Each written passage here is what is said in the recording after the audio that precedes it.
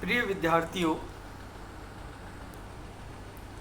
आज हम ब्रिटिश प्रधानमंत्री के बारे में बात करेंगे।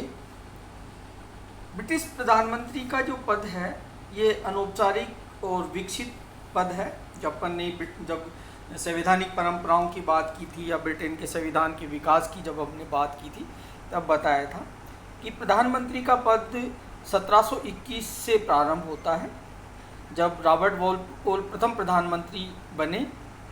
इस पद का सबसे पहले उल्लेख 1878 में लॉर्ड बिकनफील्ड ने बर्लिन की संधि पर हस्ताक्षर करते वक्त किया था। प्रधानमंत्री का पद अनौपचारिक है और उसका कोई कानूनी आधार नहीं है। उसका जो वेतन होता है वो प्रधानमंत्री के नाम से उसे नहीं मिलता है, बल्कि राजकोष में प्रथम लॉर्ड के वेतन के नाम से उसे दिया जाता है। जो प्रधानमंत्री का पद है वो बहुत महत्वपूर्ण है। इंग्लैंड के शासन का जो केंद्र बिंदु है वो प्रधानमंत्री है। जैसे लास्की ने कहा है कि ब्रिटिश प्रधानमंत्री समान पद वालों में प्रथम से अधिक किंतु तानाशाह से कुछ कम है। विलियम हारकोर्ट ने लिखा कि प्रधानमंत्री नक्षत्रों के बीच चंद्रमा है, तो जेनिंग कहते हैं कि प्रधानमंत्री को संपूर्ण संविधान की आधारशिला कहना अधिक उपयुक्त होगा। तो रेमजे मोर लिखते हैं कि मंत्रिमंडल राज्य रूपी जहाज का यंत्र है और प्रधानमंत्री उस यंत्र का क्या है, ड्राइवर है, चालक है। कहने का मतलब कि प्रधानमंत्री का जो पद है वो बहुत महत्वपूर्ण है। प्रधानमंत्री पद पर नियुक्ति कैसे होती है इसको समझने जब अपन बात करें तो हम भारत के प्रधानमंत्री के बारे में भी साथ में जानकारी लेते रहे। ऐसा ही भारत में नाम बदलना है, ब्रिटेन की जगह भारत करना है हमें, सेम सी, बस वहाँ द्विदलीय व्यवस्था है ब्रिटेन में, हमारे यहाँ बहुदलीय व्यवस्था है।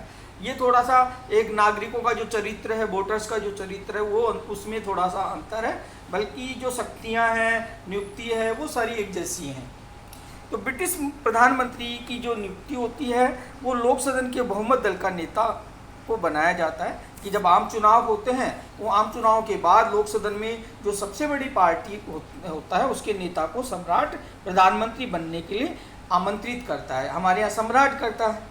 जब लोक सदन में किसी दल का स्पष्ट बहुमत ना हो तो ऐसी स्थिति में सम्राट अपने विवेक का प्रयोग कर सकता है। ऐसा 1916 और 1931 में ऐसी स्थिति उत्पन्न हुई थी। दोनों ही समय साझा सरकारें बनी और राजा को अपने विवेक से निर्णय लेकर प्रधानमंत्री बनाना पड़ा। प्रधानमंत्री के लिए लोक सदन का सदस्य होना आवश्यक है। प्रधानमंत्री व उसका मंत्रिमंडल केवल लोक सदन के प्रति उत्तरदायी होता है, यानी राज्यसभा के प्रति उत्तरदायी नहीं होता है। अब बात करते हैं प्रधानमंत्री के कार्य और शक्तियों की, कि प्रधानमंत्री के कार्य और शक्तियां बहुत अधिक हैं। जो सम्राट की, जो मंत्रिमंडल की हमने शक्तियों की बात की, वो सब प्रधानमंत्री की शक्तियां हैं। जैसे मंत्रिमंडल का निर्माण करना, ये प्रधानमंत्री का महत्वपूर्ण कार्य, कि प्रधानमंत्री सम्राट की तरफ से मंत्रिमंडल का निर्माण करता है। प्रधानमंत्री मंत्री बनाते समय अपने दल के प्रमुख नेताओं को ध्यान में रखता है। मंत्रिमंडल में अपने जो दल के जो गुट के जो लोग होते हैं उनका ध्यान में रखा जाता है और उन्हीं व्यक्तियों को वो मंत्री पद के लिए शपथ दिलवाता है। मंत्रिमंडल का कार्य का संचालन प्रधानमंत्री ये भी देखता है कि मंत्री अपने कार्य को सही ढंग से संचालित कर रहे हैं या नहीं कर रहे हैं। सही या गलत के निर्णय के बीच में जो विविध जो मतभेद उत्पन्न हो जाते हैं उनको दूर करने का कार्य कर, यानी कि इनको सबको एक सूत्र में बांधकर एक साथ लेकर चलने का कार्य प्रधानमंत्री का होता है। मंत्रिमंडल की बैठकों की अध्यक्षता प्रधानमंत्री ही करता है। मंत्रिमंडल की बैठकों की जो कार्यसूची निर्धारित की जाती है, विभागों के बीच जो तालमेल बिठाने का कार्य किया जाता है वो प्रधानमंत्री के द्वारा ही किया जाता है। मंत्रिमंडल का अंत भी, कि उनको चुनता भी है तो उनका अंत भी कर सकता है, कि प्रधानमंत्री की इच्छा पर ही कोई मंत्री अपने पद पर रह सकता है। मंत्रिमंडल को वो भंग भी कर सकता है, नया मंत्रिमंडल बना सकता है। प्रधानमंत्री उस मंत्री को भी मंत्रिमंडल छोड़ने के लिए बाध्य कर सकता है जो प्रधानमंत्री के कार्यों में सहयोग नहीं कर रहा, तो ऐसे को त्यागपत्र भी दिला सकता है। और फिर नए मंत्री को उसकी जगह बना सकता है। सम्राट को परामर्श देने का कार्य भी प्रधानमंत्री का है कि प्रधानमंत्री एक वो कड़ी है जो संसद और सम्राट और मंत्रिमंडल के बीच में, राजा के बीच में जोड़ने का कार्य ये करती है, कि देश के में चलने वाली विभिन्न राजनीतिक गतिविधियों के संबंध में समय समय पर राजा को अवगत कराता है। Excuse me. लोक सदन का नेतृत्व, कि प्रधानमंत्री लोक सदन का नेता होता है। लोक सदन के नेता होने के कारण वह अपने दल के बहुमत के कारण प्रधानमंत्री जब लोक सदन पर अपना नियंत्रण रखता है, और संसद का नेता होने के कारण उसे लोक सदन को भंग करके उसका पुनर्निर्वाचन करवाने का भी उसे अधिकार होता है। शासन का संचालन, कि वास्तविक रूप में शासन प्रमुख के सभी अधिकारों का प्रयोग प्रधानमंत्री और उसके मंत्रिमंडल द्वारा किया जाता है।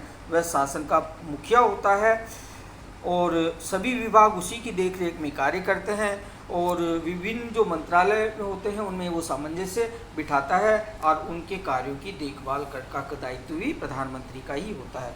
राष्ट्र का प्रतिनिधित्व, कि अंतर्राष्ट्रीय जो समाज है उसमें वो राष्ट्र का प्रतिनिधित्व करता है, वो अंतर्राष्ट्रीय उत्सव हो, अंतर्राष्ट्रीय महत्व के कोई कार्यक्रम हो, सभी में प्रधानमंत्री पूरे देश का प्रतीक के रूप में भाग लेता है। वह संपूर्ण देश की प्रतिनिधित्व करता है। विदेशों में जाते समय, वह दूसरे देशों से संधि करते समय सारे देश उसके साथ होता है, वह देश का प्रतिनिधि या कहें नेता होता है। दलीय नेता के रूप में, कि प्रधानमंत्री अपने दल का भी नेता होता है। जनता दल के नाम पर सदस्यों तथा प्रधानमंत्री को चुनती है, यानी कि एक चेहरा बना दिया जाता है कि अगर हमें इस पार्टी को जिताओगे तो ये हमारा प्रधानमंत्री बनेगा, तो दल का नेता भी होता है। और देश में भर में दल की समस्त गतिविधि, चाहे छोटी बड़ी सारी चीज़ों का वही नेतृत्व करता है। दलीय सचेतक प्रधानमंत्री के निर्देशन में कार्य करता है, उन्हीं के माध्यम से वह संसद में दल के अन्य सदस्यों को नियंत्रित करता है।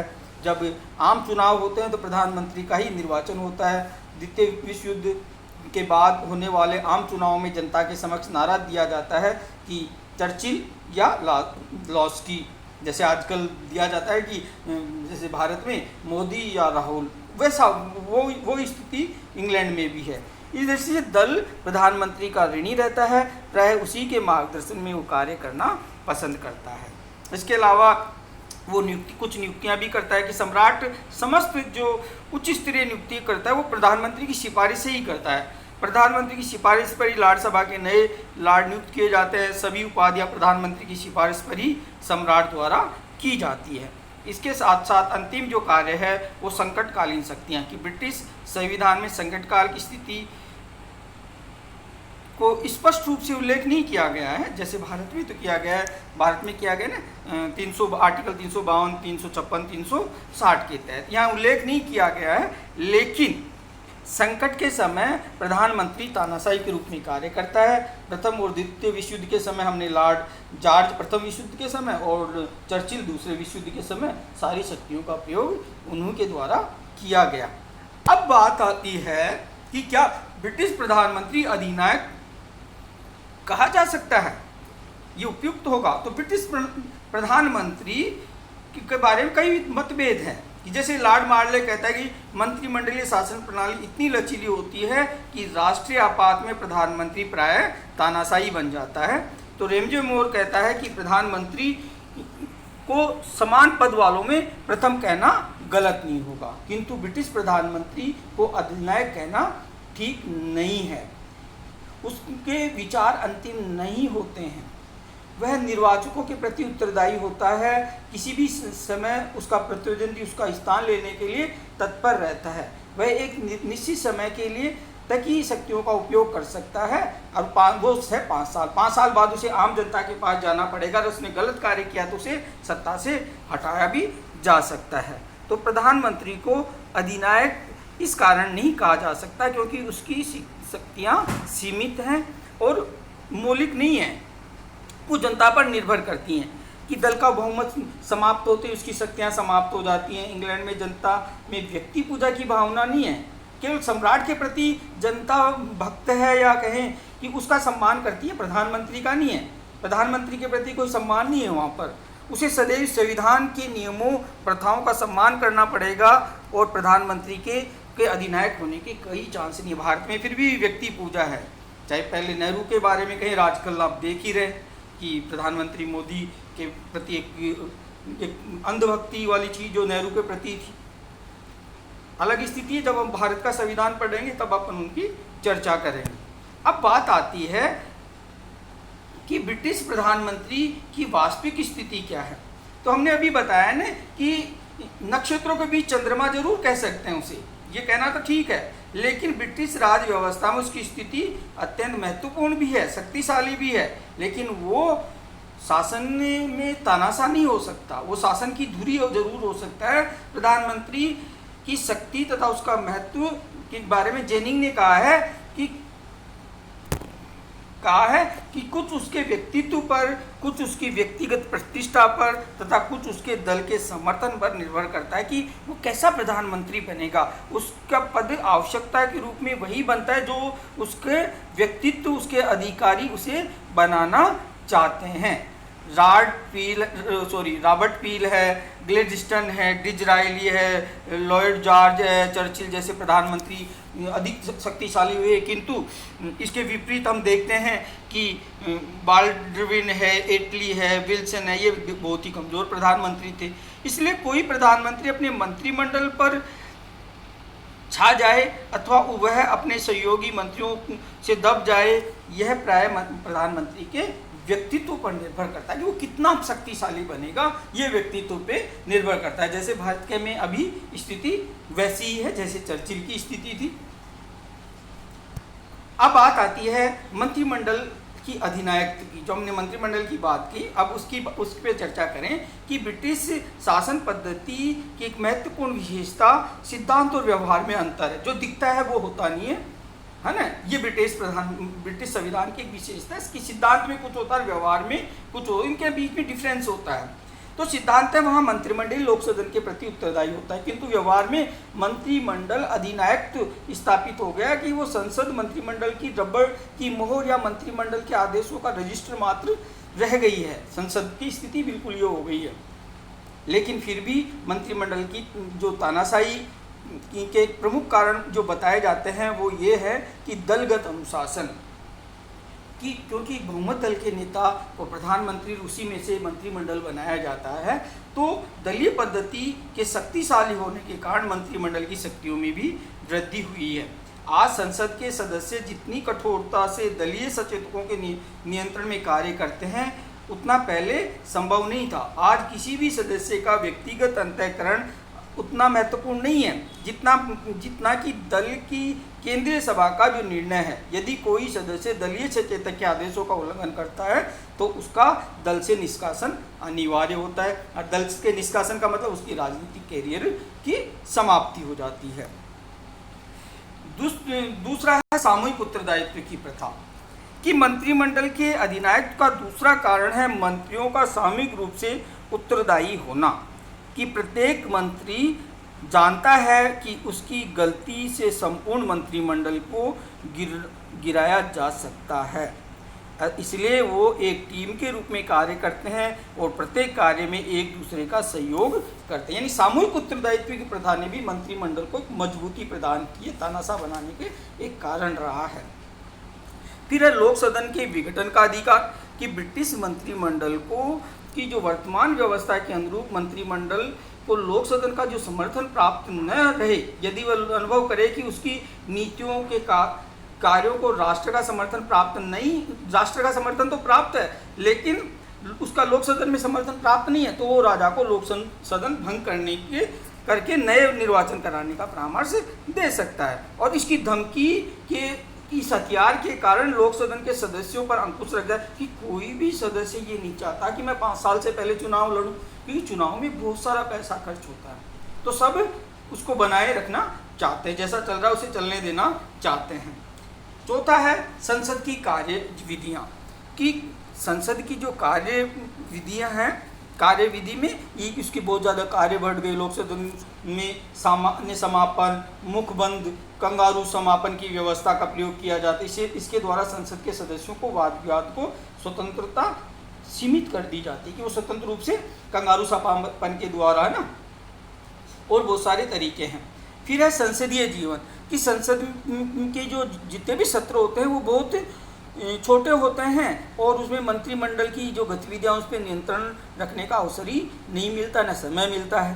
तो अधिवेशन काल में संसद मंत्रिमंडल के नियंत्रण नहीं रख पाती, तो जब अधिवेशन नहीं होता है तब मंत्रिमंडल कितनी शक्तिशाली हो जाएगी इसकी तो हम कल्पना ही कर सकते हैं। आप व्यवहार में भी देखते हैं, अखबार पढ़ते हैं, तो जो भारत की स्थिति है वो इंग्लैंड की स्थिति है। अंतर है, यहाँ जनता जागरूक नहीं है या मीडिया स्वतंत्र नहीं है, वहाँ का नेचर न्यायप्रिय है, स्वतंत्र है, इतना डिफरेंस है। व्यवस्था में कोई डिफरेंस नहीं है, व्यवस्था को चलाने वालों के नेचर में अंतर है। फिर बात आती है प्रदत्त व्यवस्थापन, कि मंत्रिमंडल की जो विधायी अधिकार है वो प्रदत्त व्यवस्थापन के कारण मिला, क्योंकि संसद बहुत कम समय के लिए आती है, वो कानूनों की मोटी रूपरेखा बनाती है और कार्यपालिका को अधिकृत कर देती है कि आप जब क्रियान्वित करें तो जो भी इसमें कमियां रह जाएं उस पर आप नियम उपनियम बना सकते हैं। ये प्रदत्त व्यवस्थापन के कारण मंत्रिमंडल को कानून बनाने की शक्ति भी प्रदान हो गई है। संकट काल की स्थिति में, चाहे वो आर्थिक संकट हो, प्रथम विश्व युद्ध, द्वितीय विश्व युद्ध के समय हमने देखा ब्रिटेन में कि वहाँ की जो मंत्रिमंडल है वो शक्तिशाली हो गई थी, चाहे लॉर्ड जायड प्रथम विश्व के समय या चर्चिल को ने राष्ट्रीय सुरक्षा के नाम पे दूसरे विश्व युद्ध में संसद की स्थिति को बिल्कुल गौण कर दिया था। मंत्रियों ने संसद को सूचना दिए बिना ही बड़े बड़े निर्णय ले लिए थे, और वो उस समय जो रूस का जार और सीजर की तरह तानाशाह हो गए थे। फिर है प्रशासकीय न्याय, कि प्रशासकीय न्याय व्यवस्था के विकास ने भी मंत्रिमंडल को शक्तिशाली बनाया। वर्तमान प्रशासनिक पद्धति में अपने अपने विभाग से संबंधित अभियोगों में सुनने तथा निश्चित करने का अधिकार स्वयं मंत्रियों को सौंप दिया जाता है। इस प्रकार साधारण न्यायालयों द्वारा निर्मित होते हैं और ये कार्यपालिका को उसके संबंधित अधिकारों की पर्याप्त संख्या प्राप्त उसको अधिकार प्रदान कर देते हैं। तो मंत्रिमंडल की शक्ति और अधिक वृद्धि हो गई है।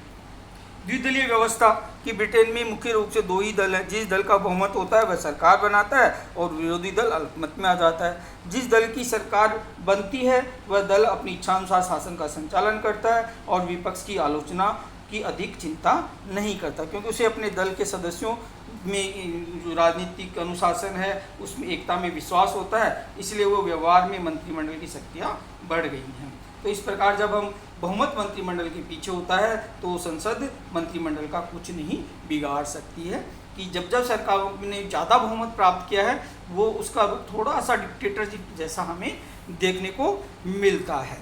तो सारा खेल किसका है? जनता के बहुमत का, कितनी सीटें मिली हैं। लोकतंत्र में एक बैलेंस होना, सशक्त विपक्ष होना बहुत ज़रूरी है। अगर विपक्ष सशक्त है तो सरकार लोकतंत्र में निरंकुश हो ही नहीं सकती, वो जनता की इच्छा के विरुद्ध कार्य कर ही नहीं सकती। तो अब बात हम करते हैं मंत्रिमंडल की तानाशाही नहीं है, कि अभी तक तो हमने मंत्रिमंडल तानाशाह है वो चीज़ें बताई, लेकिन अब हम बात करते हैं कि कभी भी मंत्रिमंडल अधिनायक नहीं हो सकती, न आज हो सकती न कल हो सकती है। कि मंत्रिमंडल की निरंकुशता एक ऐसी निरंकुशता है जिस पर निरंतर आलोचनाओं की गोलीबारी चलती रहती है, चाहे वो मीडिया, समाचार पत्र है, विपक्ष है, यानी जनता की शक्ति है, विश्वास का प्रस्ताव ये बनी रहती है। आगामी चुनाव की चिंता कि 5 साल बाद चुनाव होगा तो जनता हमारे क्या हाल करेगी।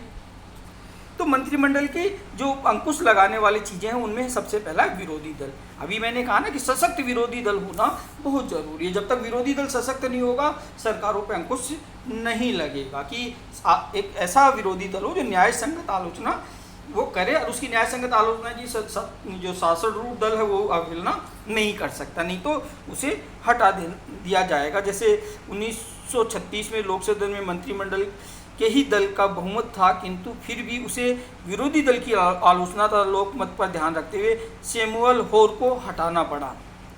ऐसे भारत में भी उदाहरण है। दूसरा है संसद का नियंत्रण, कि संवैधानिक रूप से ब्रिटिश संसद के पास ऐसे हथियार होते हैं जिन्हें वह तलवार की तरह मंत्रिमंडल के सिर पर लटकाए रहती है। जैसे प्रश्न पूछकर मंत्रियों को गलत कार्यों को रोका जा सकता है, संसदीय आलोचना द्वारा जनमत उसके विरुद्ध किया जा सकता है, कटौती प्रस्ताव, काम रोको प्रस्ताव द्वारा मंत्रिमंडल की त्रुटियां बताई जा सकती हैं और निंदा प्रस्ताव, अविश्वास प्रस्ताव के द्वारा उसे त्यागपत्र देने के लिए बाध्य किया जा सकता। तो ब्रिटिश संसद किसी भी सूरत में तानाशाह नहीं बन सकती है। जनमत का भय, मंत्रिमंडल जनता को असंतुष्ट करके कोई भी कार्य नहीं कर सकता, कि उसे आगामी चुनाव के लिए भी एक प्लेटफॉर्म तैयार करना होता है कि कोई भी मंत्रिमंडल जनता की उपेक्षा नहीं कर सकता, क्योंकि कुछ समय बाद उसे जनता के दरवाजे पर वोट मांगने दोबारा जाना पड़ेगा।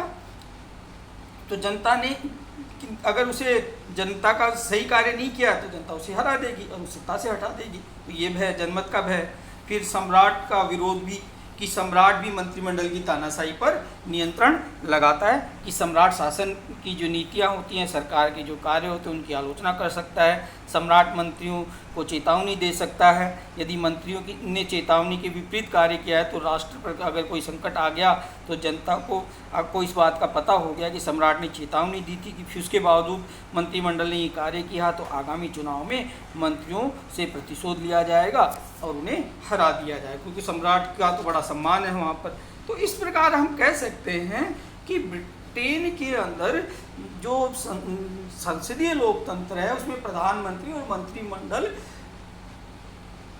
एक डिक्टेटरशिप की तरह तो नहीं, लेकिन एक स्पष्ट बहुमत होता है, तो अपनी मन मर्जी से कार्य कर लेते हैं। मन मर्जी मतलब कि अपनी इच्छा के अनुसार, लेकिन जनता के हितों की अवहेलना वो नहीं कर सकते, कि उन्हें दिन प्रतिदिन लोक सदन और अंतिम रूप से निर्वाचकों का भय बना रहता है।